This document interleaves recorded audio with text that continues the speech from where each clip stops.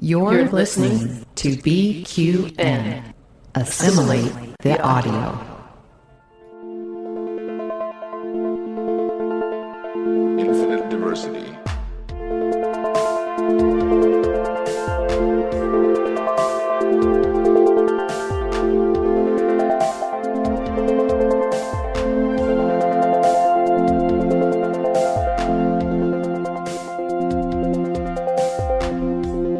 Live long and prosper, and welcome to Infinite Diversity, a Star Trek Universe podcast here on the BQN Podcast Collective.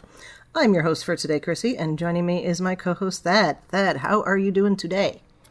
A little distrustful of replacing jobs with automated computers instead. I don't know. Something feels like it might not work out too well. Yeah, and I feel like that's a message we've been getting for a very long time, and people are not getting it. They just aren't getting it. I got to eject the warp core, though, so I'm very happy. Nice. I mean, come on. That's just everybody's dream. All right, and joined with us today is Dr. Mike Wong from the Strange New Worlds podcast. Mike, how are you doing today? I'm doing really well. So happy to be here. I love listening to IDIC, and, it's great to be back on board Infinite Diversity with you both. Thank you so much for being here. We love having you here. All right, well, before we jump into our topic for the day, we'd like to take a moment to thank our Patreon patrons who make this show possible, particularly our associate producers, Carl Wonders and Justin Oser. Listeners, you can hear your name added as one of our associate producers for a monthly subscription of just $10 at patreon.com/BQN. And with a monthly Patreon subscription of just $5, you can join our meetings of the Hive Mind on the second Saturday of each month. Watch your Patreon messages for details. So let's just jump right in here to the season 3 finale of Lower Decks, The Stars at Night. I'm going to stop right there. You guys feel free to sing if you want. It's been in my head for a week. It has not left my head at all since we talked about it last week. I know, and it's just like, no. But besides that, all right. At least, there was context, at least. It wasn't just randomly. It did make, you were intended to think about Texas, so that's okay. Mike, what are your thoughts here on this season finale of Lower Decks? Well, wow. What a great episode. And also what a great season, right? I feel like Lower Decks consistently hits it out of the park. One thing that really impresses me about this show that I wasn't expecting to be impressed by when they made the announcement back in, I think, 2018 about they're going to do an animated comedy Star Trek was the balance between really crisp and polished and well-rounded individual episodes with their own individual stories, and then also this overarching theme and narrative of character growth and different characters getting introduced and then brought back in at different points in the show. And I feel like they do this just so brilliantly. And this particular episode here to wrap up season 3 really just proved it once again. Definitely. Absolutely. Yeah, they do a wonderful job of that, which is a touch on 90s Trek. So that's because 90s Trek, they always talk about, 90s Trek didn't have serialization except for, Deep Space Nine. No, it was little bits of serialization. Anyway, Thad, your thoughts? Yeah, it's very much the micro-serialization that we got with TNG, because if you say that TNG had no ongoing story arcs, that's just wrong. I mean, look at the story of Worf going through all his things, and Picard had so much character growth. Data, there were definitely story arcs inside those episodes. The difference was that you didn't necessarily need to have seen all of Star Trek to get into an episode that was in that arc, but that's really the only difference. But yes, I would say this episode hit it out of the park for me. It really resolved everything that we had from the last week. I'm glad they didn't leave Mariner leaving Starfleet on a cliffhanger. I'm glad that she's back at the end of the episode. And I think just a superb end to a fantastic season of Star Trek. Agreed. I just thought of something with that. Cliffhangers used to be the whole thing of we're going to make sure that people tune in for the next season, right? Mm-hmm. And I really feel like that's not as needed anymore. No. Maybe I'm just feeling that way. But it seems like people, they don't need the push to tune in. And not just with Star Trek, but just like things in general, TV shows in general. But, right. Well, I don't know. That comes down to the difference between on-demand streaming and True. TV that is broadcast once. And so in the 90s, the way these shows made money was selling those commercials for those individual hours that they aired. And if they didn't have butts and seats watching it at that hour, then they didn't make money. And so they needed to give people incentive to make sure you're there next week to watch this. And that push is just not here for the current broadcast. Paramount gets our money whether we watch it this week or next week. As long as we're subscribed is what matters to them. Yeah. And so I think that makes a big difference. Anyone who likes Lower Decks is probably going to watch the whole thing. It's not like 90s where you watched maybe 80% of the episodes and you missed a few and hopefully caught it in a rerun later. It's gonna be everyone who subscribes for Star Trek is going to watch every episode, and it doesn't matter if they watch it next week. Paramount still gets the same amount of money. Yeah, and if you don't pay more for not commercials, you still get the commercials too. So yeah. I always forget that's a so thing. Because I've never had the ad-supported version. From day one, I was on because I subscribe to the philosophy that if I can pay not to watch ads, I will absolutely do it in every situation because I cannot stand commercials.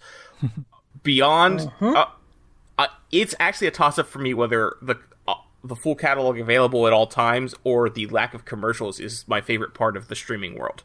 Both of those are good. Yes. Well, I just you love started it. to say, Mike. Yeah, I mean, like when it was that week where we had the Picard finale and then the Strange New Worlds premiere, when they put the Strange New Worlds ad right in front of the Picard finale, I was just like, really? Do you really think I need this? That I wouldn't just go straight to Strange New Worlds right after? And I'm like, yeah, Paramount Plus is just overdoing it with the internal commercials. But back to the cliffhanger thing, I actually do kind of appreciate it still, because it builds anticipation for the next season. I felt like the season 1 cliffhanger with Boimler leaving the Cerritos and going to the Titan, I was spending months just wondering, okay, so how long is he going to stay on the Titan? What's going to happen over there? We're going to see a lot more of Riker and Troy and maybe some of the book characters too. And then last season we had Captain Freeman, getting taken away from her crew. And, that sparked a lot of fun discussions with like my siblings about, what do you think is going to happen to Captain Freeman? And this season, I guess the one thing that I was a little bit disappointed by was that there wasn't a cliffhanger, but maybe we'll touch on this later with the after credit scene, little hint of something there, but it really wasn't a true cliffhanger. So, I guess we just don't have that to mull over for the next couple of months while we wait for season 4. Yeah. Well, at least we'll have other Star Trek to watch in between. That is very true. I think that's another difference is in the 90s when we had the big cliffhanger at the end of TNG, there wasn't more Star Trek between Best of Both Worlds Part 1 and Part 2. So they had to make sure that people were still remembering that and ready to come back. Whereas today, we're going to have 4 other seasons of Star Trek before we get more Lower Decks. So such a strange thing. Strange. Can you believe those words and wonderful? But this just So, what's wild is this year, 2022, has 51 episodes of Star Trek in it. Assuming that we don't get a mid-season break for the second half of Prodigy, which is still up in the air. But yeah, the last time there was that much Star Trek in one year was 1998 when we had 50 episodes and a movie. Wow, that's crazy. And we thought it was crazy then. Yeah. You know? So it was like, oh, look at all this Trek. Anyway. We're starting to sound like old people. Back in my day, we had to wait 3 months. Yep. And then there were people that yelled at Patrick Stewart in his car. Yeah, famously. I remember that article, reading about that, and be like some lady just yelled at him at a stoplight. I'm just like, You ruined our summer. But when he says it, it sounds so much better. well, yes. When he says most things, it sounds so Anything. much better. Yeah. All right. So, getting into the Stars at Night, we had a episode to episode cliffhanger, if you call it that. So we pick up with the Cerritos getting some repairs from being attacked by the Breen, which apparently no one's concerned about. Beyond that's this, interesting. I just that like. Okay, fine. I mean, I guess it's technically not in Federation space. Right. Yeah, so I think they don't technically have any jurisdiction over that. So if the Breen want to conquer people that aren't part of the Federation can, send them a strongly worded letter. But what else are they going to do? Yeah. So then we are in that conference room that doesn't look terribly far off from the conference room from the beginning of Star Trek VI. And we find out that they want to completely, again, to use a term from Star Trek VI, mothball the California class. Mm-hmm. Now, is the Cerritos crew really that bad? And if they're that bad, is the entirety of the California class that bad? It just seems really extreme. Seems like a rather sudden jump from we were able to use this automated ship in this one instance to we are now going to replace an entire set of basically division of Starfleet with automated ships immediately, and you're all getting decommissioned. That seemed a bit fast. Yes. Yeah, I mean, I guess it was the way for the writers to increase our the stakes, right? It's like so far in Lower Decks we haven't dealt with any like universe-ending threats, or nobody's tried to blow up Earth really. I guess there was the Vivian bomb that they like nixed, early on, but I think the stakes here were more about like these characters and these ships that we've become attached to over the past 3 seasons. Like, oh no, what's going to happen to their personal lives, rather than like the fate of the Federation, which was actually for me kind of a welcome break. It doesn't have to be like a universe threatening level event all the time. And just this, as ludicrous as it sounds to mothball an entire class of starships just because you have automated drones now, it did actually resonate with me. I was like, oh wow, okay, yeah, I don't want this to happen to my favorite lower deckers and their senior officers. Agreed. I just, it took me out of it for a moment, and I think if they had said we're going to redirect the California class, or turn them all into science vessels or something, I would have just, it was just a moment of like, wait, why would you go to all that? And they can't be that old either, because like how much of the fleet was destroyed at Wolf 359, and then we had another partial fleet destruction during the Dominion War. So it's not like these are 50-year-old ships that are barely functioning. I imagine the California class probably didn't play much of a part at Wolf 359 of the Dominion War, because they've always been support ships. But beyond that, we know that design-wise, they're clearly styled after the Galaxy class, which was brand new at the start of TNG. So they can't be that old. And when we've got Starfleet using Miranda class and Excelsior class all throughout the Dominion War, it seems ridiculous that they would get rid of the California class. Well, it's just, I guess I was taking it to the extreme of they're going to scrap all of these, which probably not. Yeah. But well, it's what they make it sound like, honestly. It does, and that's what bothered me. But so we get to see all those other, jumping ahead, we get to see all those other California class vessels, which I thought was pretty cool. Going even back to the what we thought was like the mirror universe isn't the right word, but the one where Dr. Tiana walked onto the wrong ship. With Flyboimler, yes. Yes. I like going all the way back to the Tellarite captain from the first season, too. Yes. And we saw the all nice. Bolian crew, and So is the Cerritos crew really that bad? No, I don't think so. Yeah, I mean, the thing is, they got bad press, right? Yeah. So even though we know they're not that bad, that reporter could have really dealt a blow to their image, which, it could have a really big impact on what the admirals see, because I'm sure the admirals don't, make tours of all of the ships and check out the crew for themselves. And so when your image of a crew is colored by what you see on the FNN, it's that can really be a damaging blow to. Yeah, that's true. Yeah, especially because the other times they would have heard about the Cerritos is when they get in trouble. Yeah. Which, like, oh, that ship again. Yeah, I'm trying to think if there's anything incredibly wonderful that they did that would have made any press at all. And no, because, the last big press thing probably would have been Freeman's arrest. Yeah. Yeah, so, and prior to that, nothing, I would bet. Like, they might, if it hadn't been for Freeman's arrest, they might have gotten a decent bit of press for that rescue mission that they did at the end of last season. But because that's true, Freeman was arrested immediately after, that probably never even was a blip on the radar.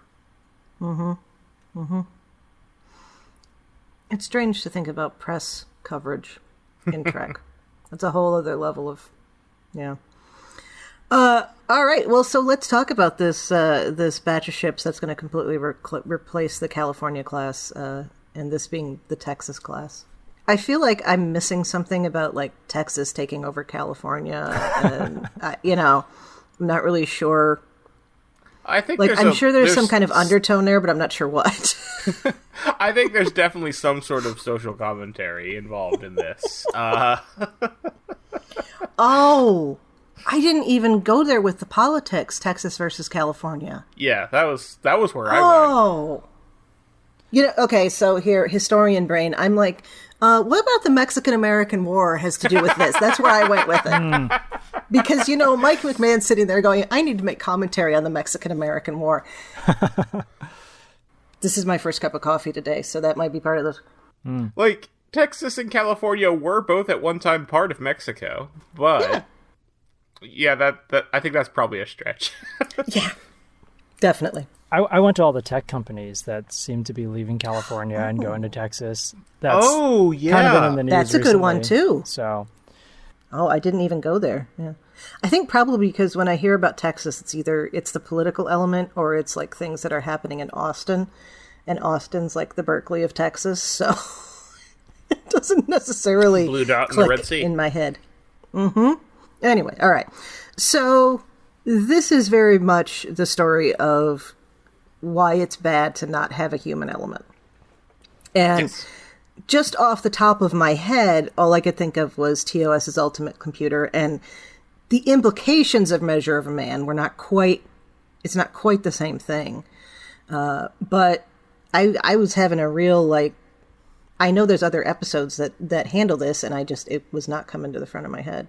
Can you guys think of any? Not to put you on the spot. Well, I think for me, the whole idea of AI-run starships just fits in this pantheon of artificial intelligence villains that we've seen in recent Trek. Well, actually throughout all of Trek, but really concentrated now in these new streaming shows. In Discovery, we had Section 31 and Control. In Picard, there were those, I guess, machines that would come out of a giant vortex and eat all biological life when summoned somehow. And now in Lower Decks, we've had Badgie and Agamus and Peanut Hamper, and now the Texas class is these sort of evil AIs. And I just wonder if it reflects something in our society where we are actually very concerned about artificial intelligence and machine learning and all of these things at an almost subconscious level, because I'm not sure if the Star Trek writers all conspired together, the writers' room for Discovery, Picard, and Lower Deck, saying, we're going to have some really bad AI and we're all going to do it. Maybe they each independently stumbled upon this as a theme. Maybe it didn't even register as something that is like in the culture right now, or maybe they did. Yeah. I have no idea. I'd be really curious to ask that question of some of the producers at an upcoming Star Trek convention, for instance. But that's what it seems like to me, that there is some kind of like undercurrent of, we live in this information age now, and how is that actually controlling our lives as biological beings who, are so inundated by algorithms on the internet and by our technology in our pockets and in our cars and everywhere around us. Yeah. Yeah, for sure. I think that's definitely something that's resonating with current society, because we're always talking about increased automation. Everything is becoming more and more automated, and we are doing AI level things. And yeah, I think that's something that people have always been afraid of, is that at some point, once you've made an advanced enough AI, why would it choose to be a benevolent AI? It's interesting commentary about, I think, humanity too, because if you look at the futurist stuff from like the late 19th century, it's all about how there's going to be machines to do all the jobs, so none of us will have to work more than 10 hours a week. I mean, that would be nice. Yeah, it would be nice. And actually, I mean, to some extent that could be made to happen, but that's another issue. But again, you've just made me think that would be an interesting bit of research as to when that changed. And I would be willing to bet that changed with World War II. I would bet that pinned right there because of how much technology was able to kill. And what if the nuclear bomb had been intelligent? Yeah. Anyway, random thought. No, I really like that thought. I didn't know that about the early 20th century writings about technology. And it kind of makes sense now. Like, early on, technology basically increased efficiency and strengthened these sort of physical attributes of humanity. And then we thought, this is great. Now this thing can do lifting for me, and I can sit at home and do more cerebral human things like think and write and create art. But now that our technology has moved beyond the physical realm and is starting to like think for itself or do pseudo thinking. I'm not sure exactly if you would call, AI truly intelligent at this stage, but as it's approaching that, all of a sudden we have a new crisis, which is like, okay, well, if AI is going to do our lifting and carrying and thinking for us, what is even the point of us? And maybe that's why we get all these AI villains, thinking that humanity is, I'm gonna burn your heart in a fire, like you don't need to exist anymore. I was just thinking here. So many times. I know. It's such a very specific thing to say. But very human, right? Not, I'm going to burn the part of you that makes you human. Not your brain, although arguably that makes us human, but not the reasoning part, your heart.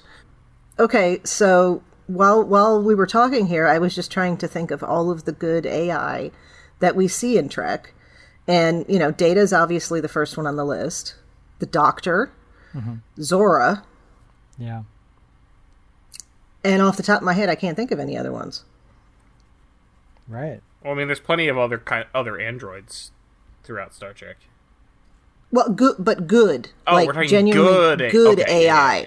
Good. Yeah. Okay. And I'm sure there are others. What's really interesting is all those three that you just mentioned, Data, the EMH from Voyager, and Zora, I feel like they're all on these story arcs, these trajectories where they want to become more human in a way, instead of wanting to destroy humanity. And so, I guess that kind of reflects that for them, humanity is still like something to reach for and strive for, and that they're not replacing humanity yet because they are still trying to become more human. They don't feel the need to replace. Unlike lore, say. I mean, just to take the exact same system, as it were. Yeah. And then I was trying to think, the only, and this is going to date me really, the only good AI I could think of outside of Trek is Johnny Five from Johnny Five Alive. What the hell is the name of that movie? Short Circuit. Short Circuit, yeah. So there you go. The movie Interstellar has AI I have not robot seen that's that, good. so okay. Oh, the robot from Lost in Space was probably good too, right? Yeah. Yeah. Anyway, I mean, both that's versions. another conversation. Okay, cool. Well, I guess all three. Oh, because there was that terrible movie with Matt LeBlanc in it. Joey, I wasn't thinking of that. I was talking to the Netflix show and the original TV show. I would also argue that in 2001: A Space Odyssey, Hal is not evil, but that's a whole other conversation. Ooh. Yeah, that is. I like that, but that is a whole other conversation. All right, so yeah, we keep coming back to this because it keeps being an issue. Anything else you want to say about AI? Taking over the world? Please be the good kind of AI that lets me sit at home and play video games all day, and not the bad kind that puts me to work in the mines. That works. I will happily thank a replicator. Yeah. I thank that's Siri no all the problem time. Yeah. What's her face had the right idea, whose name I'm also forgetting. Anyway. And all of this comes down to Admiral Buenamigo. I could not help but alliterate that. I love that his motivation for being a Badmiral is not just like misguided, hope or something trying to be beneficial for the Federation, like most of the Badmirals usually are. They usually go into it with good intentions and then just have a really use very bad means and are misguided in what they're doing. Buenamigo's whole motivation is he wants to be praised and get recognition for having this program. That's it. There is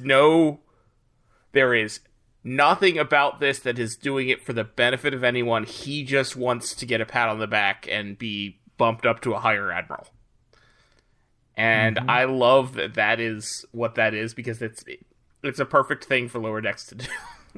It is. Yeah. And when Captain Freeman says, "You're not one. You're better than those evil admirals that are only motivated by self-service," and he's like, "I'm really not." No, he's not. Yeah.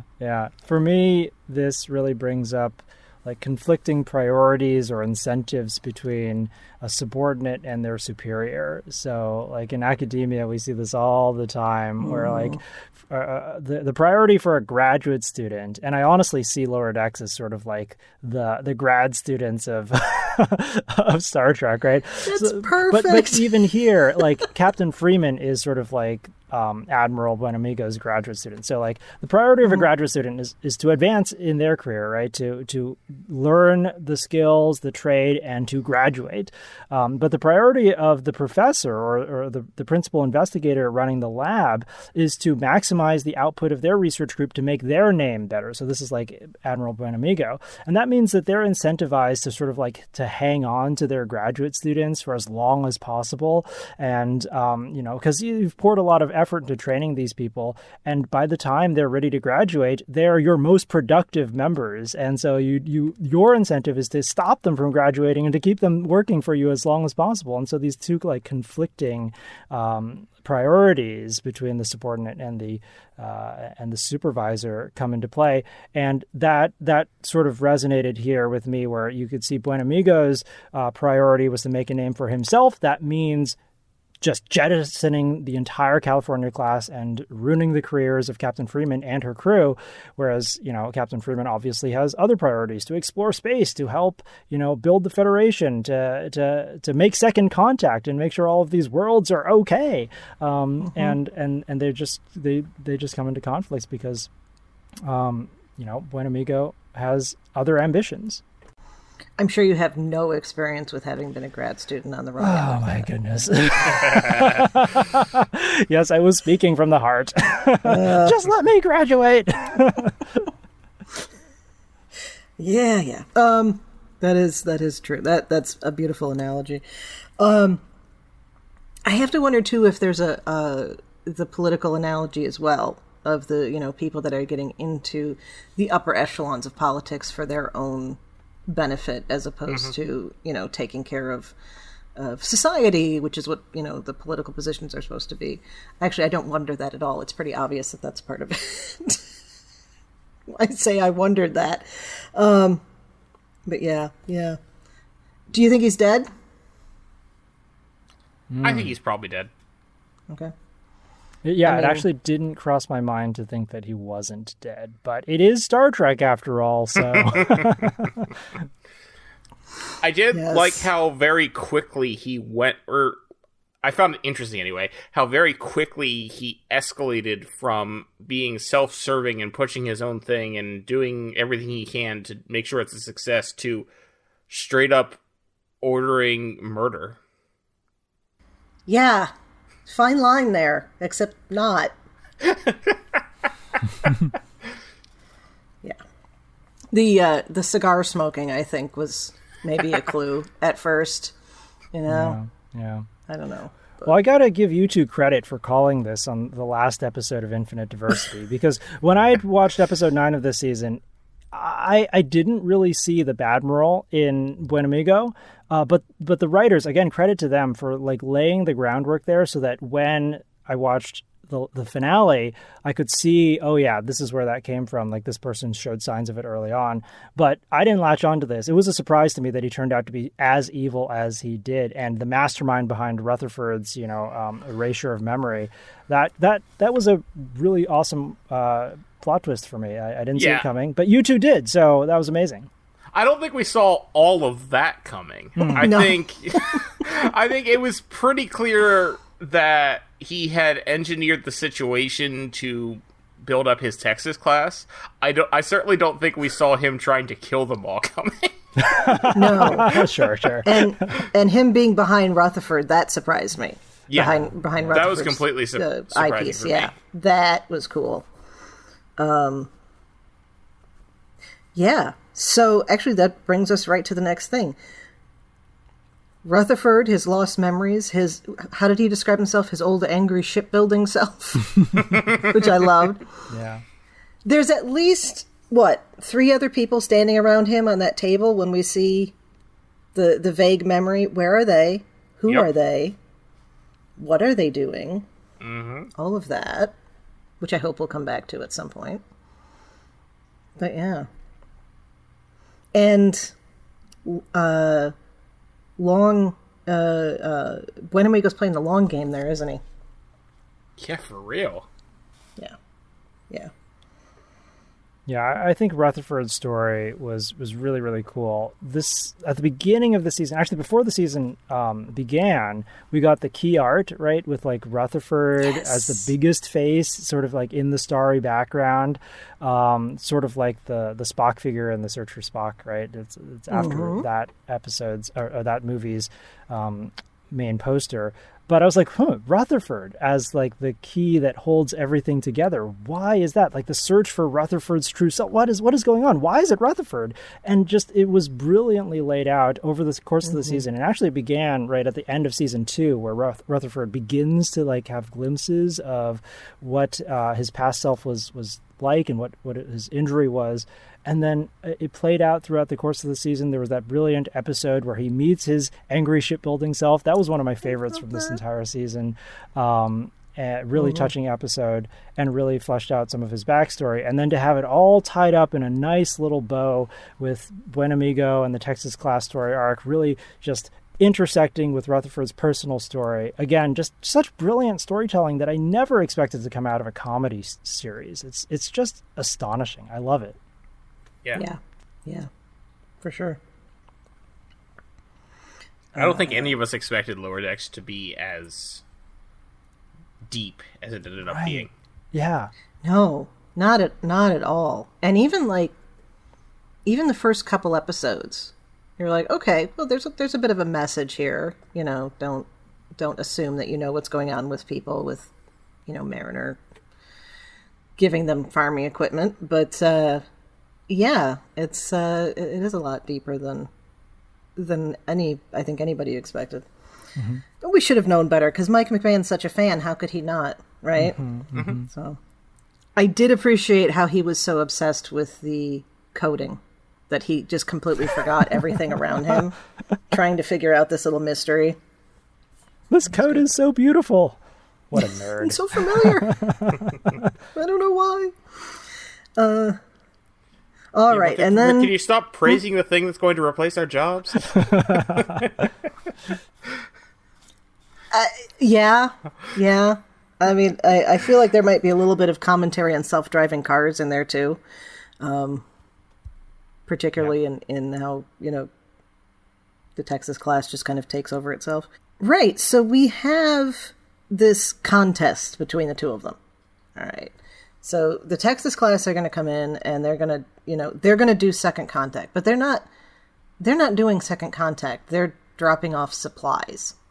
The only place where I feel like that actually worked with what they did was the planet that's only there for a few minutes a year or whatever it was, one of those Brigadoon planets, because they knew it was coming. Everybody else, I mean, and you think about that, is that a good way to continue the contact for these species that have not necessarily, know anything about the Federation or its technology or any of that? I don't think so. I think, no, they're going to want a more personal touch.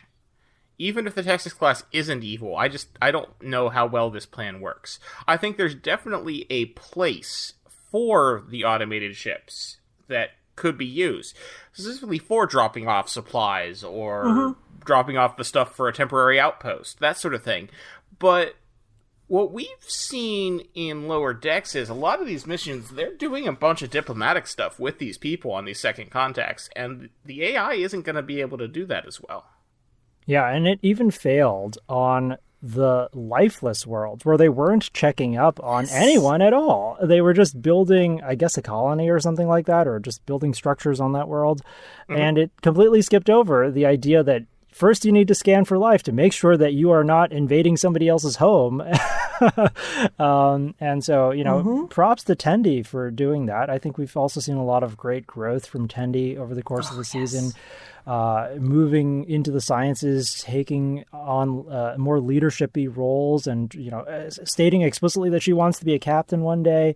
And I just loved that when she was down there, she really stood up for the rights of what ended up being inert dust. But you can never be too careful with these things, right? Because the last thing you want to do is go ruin an already existing ecosystem. And I think it's so easy to not necessarily see that at first glance, especially if it's an alien ecosystem, right? It's something you've literally never seen before. That is the point of Starfleet, to seek out new life. And that new life may not necessarily be immediately recognizable. So you really have to do your due diligence, and Tendi did. And I really loved that. That's Star Trek 2, that whole the whole thing. It's something you can. Is it something we can transplant? Yeah, that's exactly where I went with it. Oh yeah. I think that was a good. That was a cool idea on Freeman's part, even though it didn't seem like it was going to turn out for her, but it did. And in the midst of all that, of course, in trying to deal with the Texas class ships, we have to eject the warp core, which is Shax's favorite thing ever. But before that, Shax is very sad because Boimler was doing an impression of him that I didn't think was bad necessarily. Because if he had seen the other impressions... Yeah. That was actually probably the nicest of the impressions he did, and I don't think he said anything terrible, but I can understand, nobody wants to walk in on someone mocking you behind their back. This is true. I mean, you can mock me to my face all you want, that's fine. But, yeah. That's good. Yeah, I'll say that too, that's fine. Yeah, I think it just goes to show Shaq's beneath his burly exterior is just the softest little teddy bear. And so I did think it was a little bit ridiculous that he got so offended and worked up by it. But again, for the purpose of the storytelling and having Boimler stand up for Shax at the end of the episode on the bridge saying, wait, listen to him. He's saying eject the warp core. And in this one case, he's actually right. It was a really touching moment. And of course, then Shax gets to run through the ship with everybody cheering him on because they have nothing better to do in the midst of this attack. Right. Why does he have to run all the way to engineering to do this? Why is this not a thing he can hit the button on his console that authorizes it, and then he calls down to Billups and say, hey, Billups, we need to eject the warp core. This seems to be a bad design to make someone have to go all the way to engineering to do that. Yeah, his the idea that he's the one ejecting the warp core too just didn't make sense to me because no, that doesn't, you don't do that from tactical. Other two times that we've seen the warp core get ejected in Star Trek. One is in Voyager Day of Honor, and the other is in Star Trek Insurrection. In that case, in both cases, Torres just hit a button on her console, and Geordi just hit a button on his console. Yeah. But it makes for a fun scene, because, of course, he's been saying to do this every week for, 3 years now. So... It's got to be over the top, because, if nothing else, that's what Lower Decks is. Yeah. I feel like if you wanted to headcanon that, you could say that they set it up for him specifically that way because he was so happy about it that it was just... we have to do something special if he ever gets to do this. I do still remember that episode in season 1 where he's just like, please let me blow up the warp core. I've been very good this week. Yeah. Oh, I want a short trek of him in the Resistance, and I wonder how many times he was blowing up warp cores just as part of that. Or he never got to, and that's why he's pushing for it so much now. I think also this was a nod, not just to everything that has been building up with Strax's character over the past 3 seasons, but also like almost breaking the fourth wall a little bit towards the fans, right? Because ejecting the warp core, like Tad said, it's only happened like twice before in all of Star Trek, but you'd think it happened like once a season at least, because it's such an epic thing, and like we always think about it, and I'm pretty sure I've ejected warp cores in video games, at least 100 times, but it really doesn't happen that often. So it is kind of like this big moment, and so to overemphasize it with this giant, running down the hallway, everybody cheering, it kind of just pokes fun at the fans. Like that's like in our minds. Ejecting the warp core is this like fun thing that we wish we could see every episode.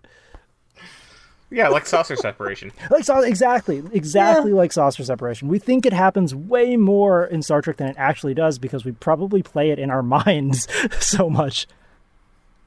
And sometimes it's a very long sequence of saucer separation and then putting it back because it's the pilot and they want to make sure that everybody understands this is a thing we can do.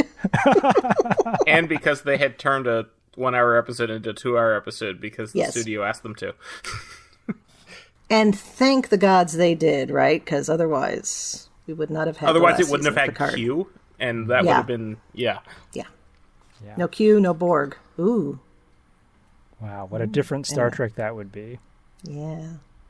Yeah, so yay, eject the warp core. I like what you just said about it being fun. Because the first thought I had was an image in my head of a car driving down the road and just having the engine fall out of it. Where that might be funny to watch if no one's injured and you're not involved and it's like a YouTube video or something. It's like, I love it. Okay. All right, so they seemingly fail on the race, and in the meantime, we have been learning about Mariner and her career in space archaeology. The Indiana Jones scene is beautiful. I think that was well done. What'd you guys think about Mariner as a space archaeologist and how it eventually fell out for her? I thought it worked really well. Not really sure why Petra Aberdeen, or not Vosh, as we know her better. Yes. Was hiding the source of the funding from Mariner. Like, they built that up into a whole thing, and I'm really not sure why she didn't just say, "Oh, Admiral Picard pays for this." Did Mariner ever actually ask? Well, no, yeah, she did, right? Before yes, she did, and she said, "I worry about the money. Let me worry about the money, and you worry about the Get me a beer, yeah." Which I did. I enjoyed that for the gender expectation swap there. Go ahead, sorry. Yeah, so, I just don't know why she was hiding it. I think Picard is still in Starfleet at this point, right? So he's... Yes. I don't remember exactly what role. Is he an admiral or ambassador? Yeah, okay. they specifically call him Admiral Picard. Admiral Picard, yeah, okay. And so maybe it's just that he doesn't want it to be public knowledge that he is funding an archaeology thing on the side of being an admiral. That's reasonable. I don't know. That was the way I saw it. Maybe. Yeah, that was the way I read it too, because there's that... It's that thing that keeps getting brought up about we have a moneyless society and the person who's in charge of the ship that we've watched has immense amounts of generational wealth. So, yeah. It's like, I can see where he would want to, keep that aside and make sure that it's not interfering. The acquisition of wealth is no longer a driving force of mankind because I've already got mine. And isn't that how it goes, right? So true. I have to say, though, for somebody who has that amount of generational wealth, he does not act like it until he needs to access it at the end. For a second, I thought you were starting to say, as someone who has that kind of generational wealth, I'm like, damn, Chrissie. Yeah, I've got generational wealth. That's why I'm living with my parents and right, hoping that they get the mortgage paid off before they die. Actually, I shouldn't make fun of that. That is a huge part of generational wealth in the United States. And that is, yeah. Yeah.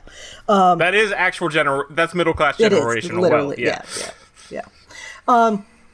No, I always just, it's like Picard doesn't lean on the vineyard until he needs to lean on the vineyard. And, conveniently, well, not conveniently, but, his brother's not there. And apparently Marie is gone to do whatever she's doing elsewhere. So, yeah. Canonically, I don't think we have any idea what happens to Marie after Generations. No, I don't think... Well, she was running the vineyard in the meantime, I think. That might just be in the books. I think that was just in the books. That might have just been in the books. It makes sense, though. Yeah.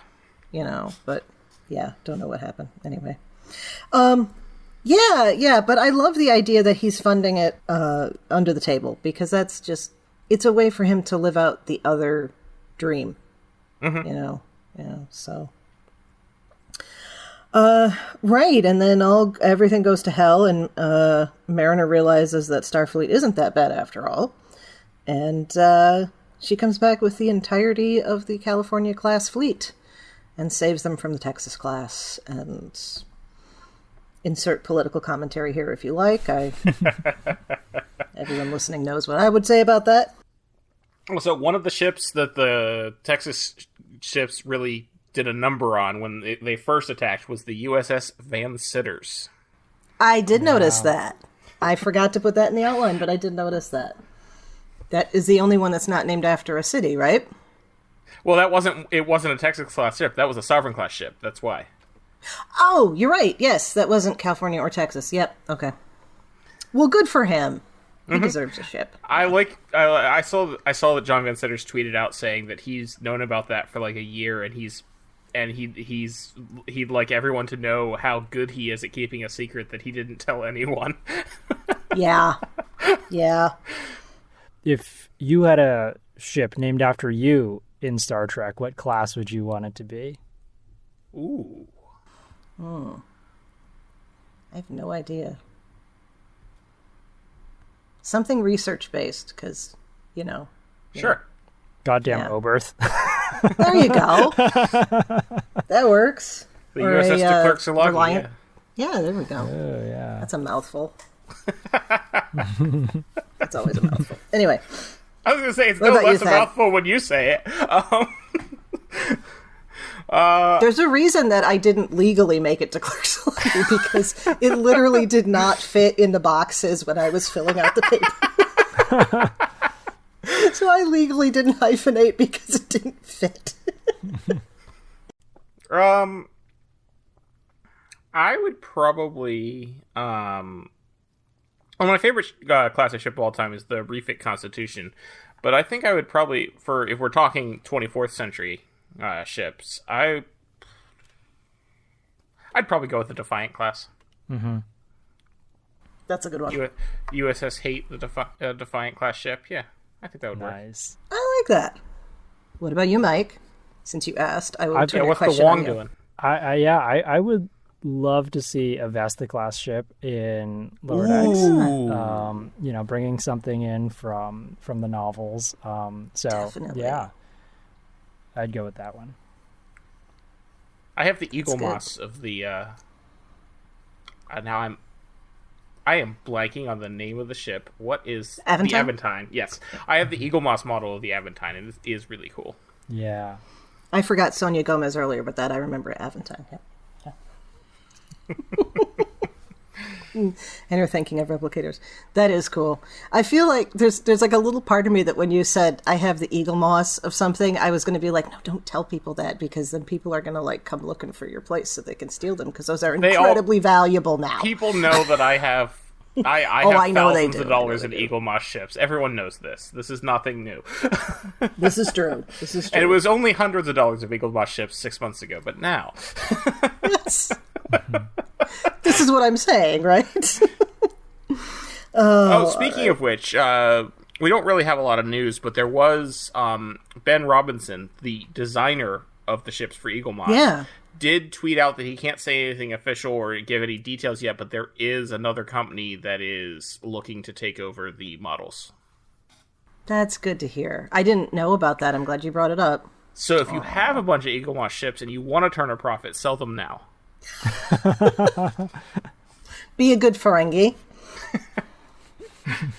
Yes. Yeah, so then we have the Texas class ships being told to attack the Cerritos, and of course that's how we get Mariner back and all of that, and then we end the threat with the destruction of these Texas class ships. And then big celebration, and everybody's back in the bar, and that's fun. And then T'Lyn shows up and looks very unhappy. And Tendi grabs her hand with both hands. Like, God. That's like... Oh, boy, that's a... Because we know that for Vulcans, finger touching is tantamount to kissing. So, yeah. Yeah. But it's really cool that T'Lyn is wearing a provisional rank insignia on her collar to indicate that she did not attend Starfleet Academy, and her rank is not a commission from the Academy. It's because she's a transfer from the Vulcan Science Directorate. Yeah, Vulcan Science Directorate. There we go. Yes, and I think that's cool. She's got a provisional rank pin, what the Maquis wore on Voyager.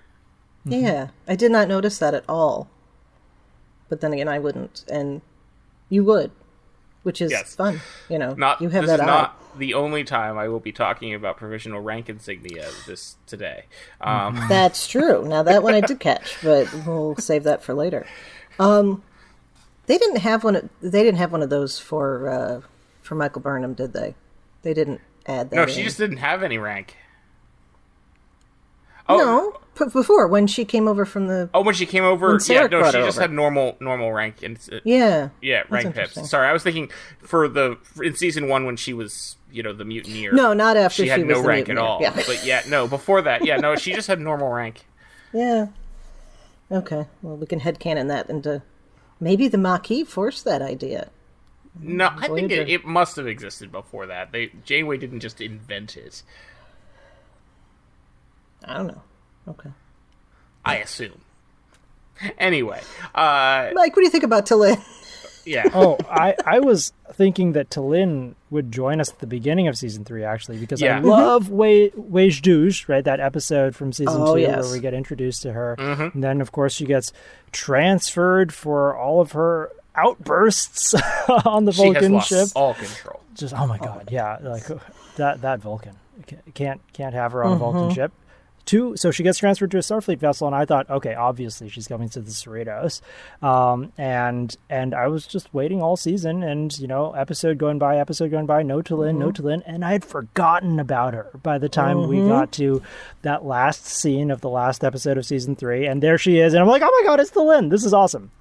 So yeah, I'm really excited for what comes next. And of course, if she's partnered with Tendi, who is just the most exuberant science officer ever, only good things can happen, right? Yeah.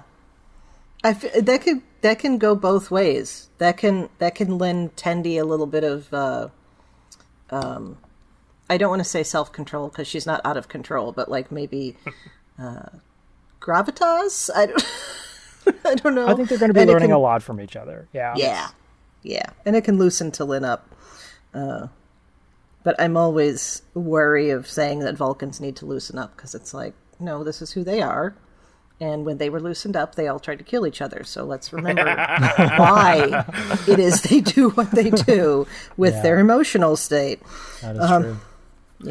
Yeah. I think vis-a-vis what happened with T'Lyn vis-a-vis not showing up until the end of the season, based on some of the things that they said at Chicago, is that they brought T'Lyn onto the Cerritos in response to the fan reaction.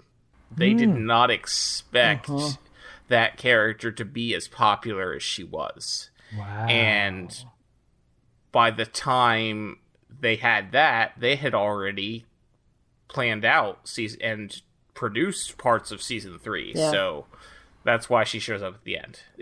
That's the impression I get anyway.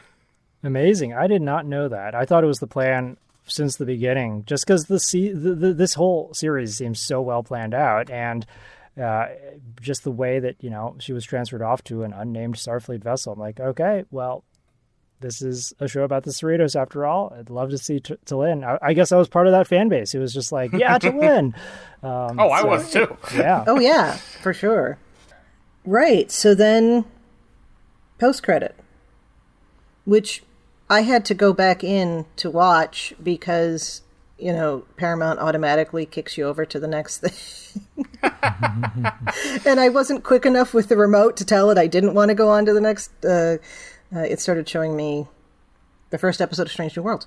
So then I had to go back in. It's always the first episode of Voyager for me. That's what it always wants me to watch after every episode of Star Trek. You're going to watch Caretaker now. Yeah. You see these AIs trying to rule our lives, bossing us around, telling us what Star Trek to watch next.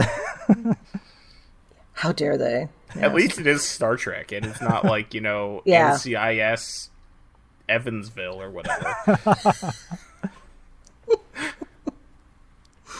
Well, it's Star Trek Connected with Jonathan Archer.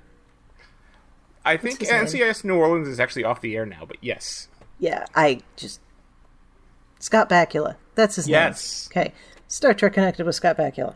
Oy. So, we talked, Mike, you brought up the key art earlier, and we did see Badgie in that alongside Peanut Hamper. And so we got Peanut Hamper, but I have been waiting the whole season for Badgie to show up, and then, getting through this episode, I was like, oh, okay, so he's there in spirit, in inverted commas, because that's the code. And then no, he's there somewhere.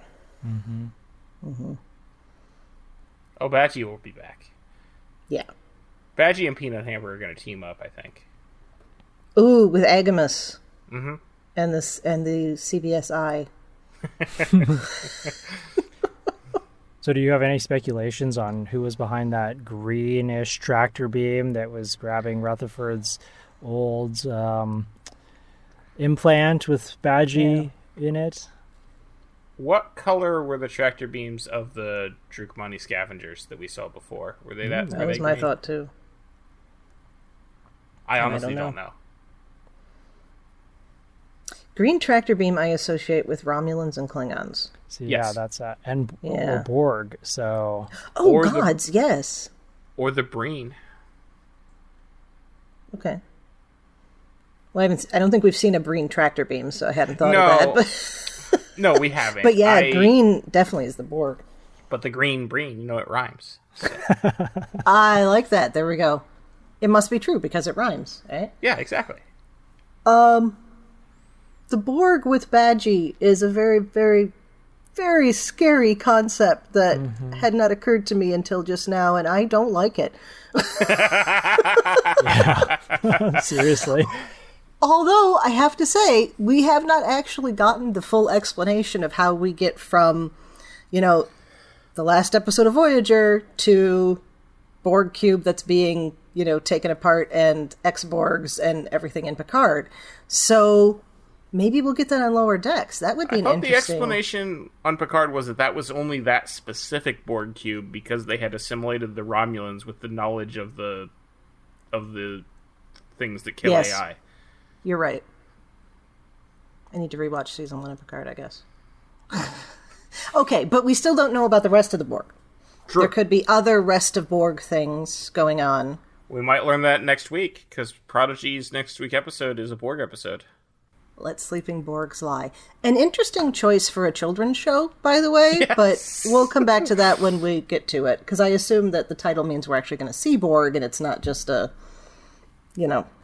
I think colon. some of the production people on Twitter have tweeted that we're going to see Borg. Yeah. So, yes. Well, why else would they put it in the title? I just... Right. Yeah. Anything else we want to talk about with this episode? I feel like I've missed something. I always feel like I've missed something when I do this, though.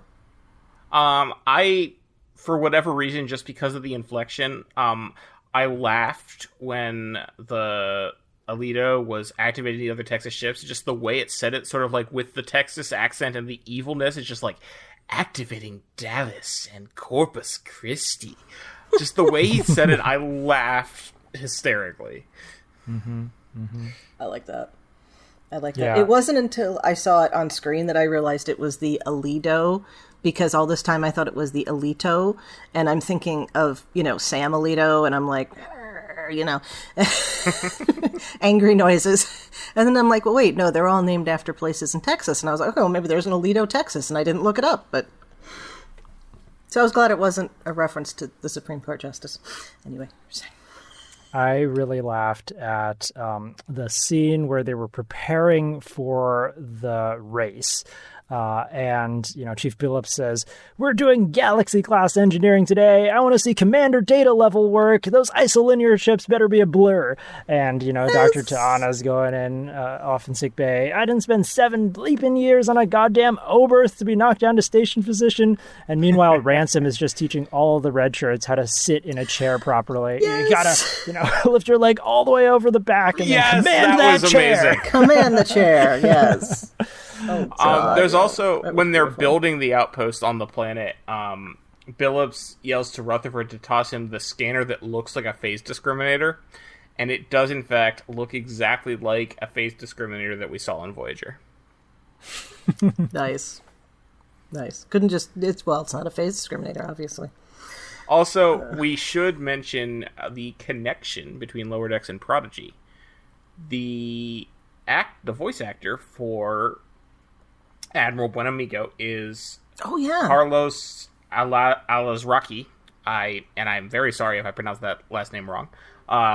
Who voices Admiral Buenamigo. He is the father of Riley Alazraqui, who voices Rock Talk on Prodigy. No way. I is did not cool. know that. So, father-daughter conventions for the rest of forever. Yes, we were talking about this last week, Chrissy, and I had speculated that he might be at a local con near me called Farpoint in north of Baltimore in February, because they had announced Riley Alazraqui is going to be there, and presumably at least one parent would be with her, because she's 11 years old. And it turns out, yes, I was at Baltimore Comic-Con this past weekend, and Farpoint had a table there, and they actually had already announced that Carlos Alazraqui is going to be there too. So I'm excited to meet both of them. That's cool. Maybe they hadn't when they announced the lineup, had he been on yet? Yeah, so I was talking to them, so. and basically, apparently, like, because it's the same agent that reps both of them, and one would think. Yes, and apparently the agent was like, well, you know, and they're like, oh, okay. He's gonna be there anyway. Right, yeah, so the agent was telling the convention, like, you might as well add her dad as a guest, too, because he's gonna go, and he's also gonna be on Star Trek. Mm-hmm. All right, well, final thoughts on the final episode of Season 3 of Lower Decks. I don't want to wait a year for more Lower Decks. Yeah, ditto. Such a great show. What a fun ride. Mm-hmm. Yeah, so I don't remember which episode it was, but a while back I was trying to figure out if there was a deeper meaning to one of the episodes, and there wasn't for that one. I don't remember which one it was. But it was nice to see that there is a little bit of a bigger picture meaning in some episodes of Lower Decks, if not all. Doesn't have to be all the time. I don't need heavy all the time, but we definitely had some solid, genuine Trek undertones to the story. So I like that. And bring it next year. Yeah. Mm-hmm. All right. Well, Mike, thanks so much for joining us for the discussion today. Where can listeners find you online, and what work would you like to mention so they can hear you elsewhere? Yeah, so you can follow me on Twitter at MikeWai, that's MIQUAI, and I run Strange New Worlds, a science and Star Trek podcast, and you can get that wherever you find your podcasts. Awesome. And definitely worth listening to. I'm a couple episodes behind, but you come up with the most interesting topics and guests, so I love it. Oh, thanks. Thad, where can people find you when you are not funding space archaeology underground? Best place to find me is on Twitter. I'm at Tyrannicus, TYRANICUS. You can also hear me on the James Bond podcast that I do with my friend Carl, called License to Spiel. License spelled with a C like the British. And most recently, if you didn't hear me talk about Lower Decks enough in this past couple months here on Infinite Diversity, I was on Trek Ranks, where we talked about our top 5 moments of Season 3 of Lower Decks, and it's an excellent episode, so you should check that out. Definitely. Chrissie, where can people find you when you're not ejecting the warp core? Ah, yay, ejecting the warp core! Right, so in addition to here on Infinite Diversity, you can find me on History with the Szilagys here on the BQN. Twice weekly short history podcast I do with my fellow historian partner Jason. We will be picking up on that in the next couple of weeks. I did a talk at one of the schools where I work, Delta College, for LGBTQIA plus History Month about Stonewall with a colleague of mine, Donnie Winter, who we're actually going to have on Infinite Diversity sometime in the next few weeks here, talking about that and the importance of discussing that history in modern politics and all of the Don't Say Gay bills and all of that stuff. So I'm going to be pulling the audio from that, and it'll be another long episode. And then we'll be back to our short little ones after Halloween, hopefully. And anyway, also I'm happy to chat about our shows on the BQN Collective on Facebook, and I'm on Twitter at the Goddess Livia. That's TheGoddessLivia, where I tweet about Star Trek history and leftist politics, and you're going to be getting a lot of politics for the next 9 days because of election season, so just be aware. Don't forget all our other great shows on BQN, like Galaxy Class, All Good Things, Union Federation, What's the T-Bev, Mickey's Marvels, and History with the Szilagys, as mentioned before. And exclusively for our Patreon members, there's It's Green with Mark White and Amy's Math Moment. Thank you very much for tuning into Infinite Diversity. Thank you to Zach Tripp for the wonderful theme music and Mark White for the awesome show art template. Please subscribe in your favorite podcast player, and don't forget to rate and review us there as well.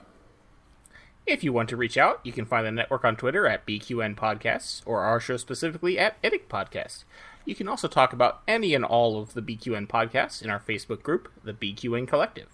On the next episode, we'll be talking about episode 11 of Prodigy Season 1, Asylum. Until then, peace and long life.